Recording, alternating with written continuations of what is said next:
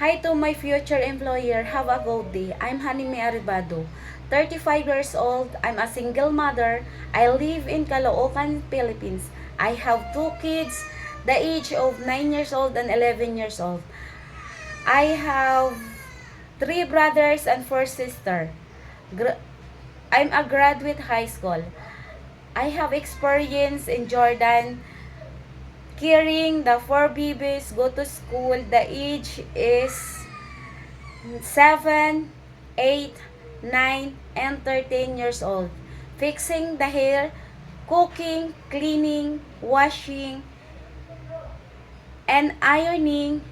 Also, care the cats. I have also work experience in Doha, Qatar, caring the special child boy, 17 years old, cooking, cleaning, washing, ironing, and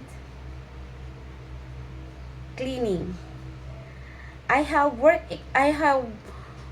experience here in the Philippines driving. To my future employer, choose me because trustworthy, honesty, responsibility. Thank you.